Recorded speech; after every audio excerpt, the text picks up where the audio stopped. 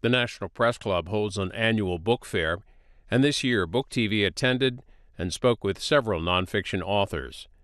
Rosemary Gibson discussed China's growing influence on the prescription drug industry. Rosemary Gibson, the subtitle of your book, China RX, is Exposing the Risks of America's Dependence on China for Medicine. What do we depend on China for?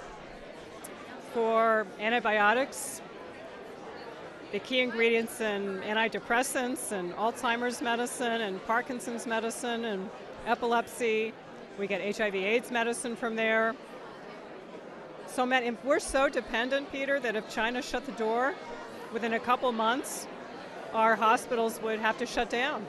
That's how dependent we are. How did that happen? Well, it started with the generic drugs. You know, we all love generic drugs because they can be a lot less expensive than the brand name drugs.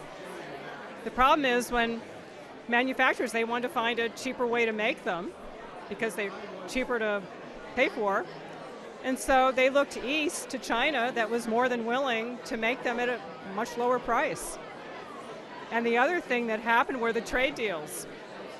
What's fascinating about this, doing the research for this book, is to see when we opened free trade with China, that's when we lost the last penicillin fermentation plant, went over to China, the last aspirin plant, gone, last vitamin C plant, gone.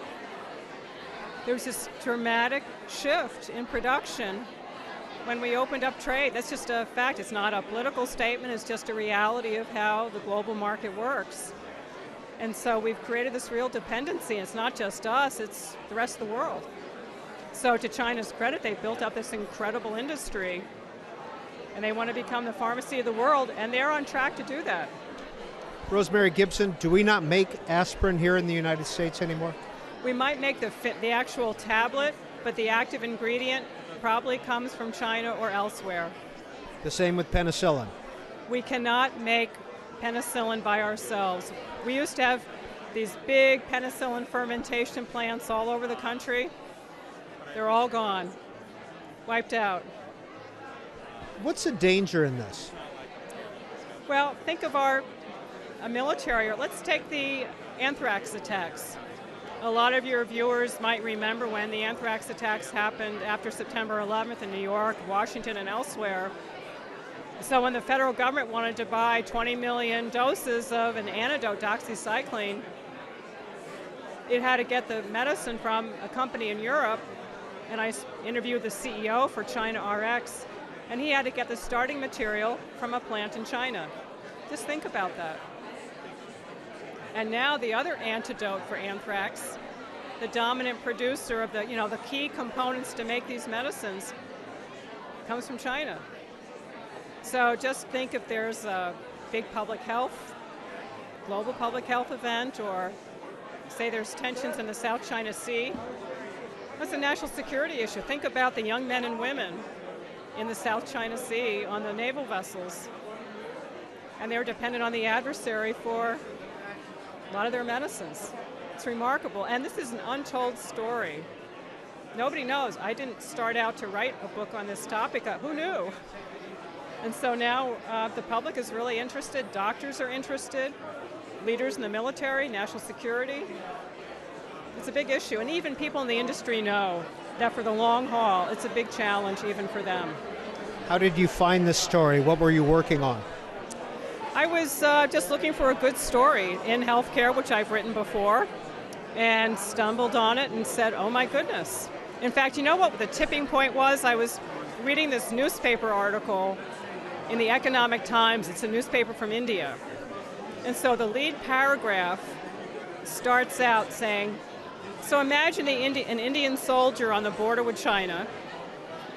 There's a lot of tensions up there. And say if the soldier opens up his medic bag and looks for his medicine and it doesn't have any more, and he thinks to himself, oh my goodness, I'm dependent on the adversary for my medicine. So I thought if India is also dependent on China. That was the point of the article. It makes a lot of generics, but it has to get those starting materials from there. And I thought, if India is dependent, what about us? And I had to answer that question. And that's the result with China RX. Is the national security community interested in this topic?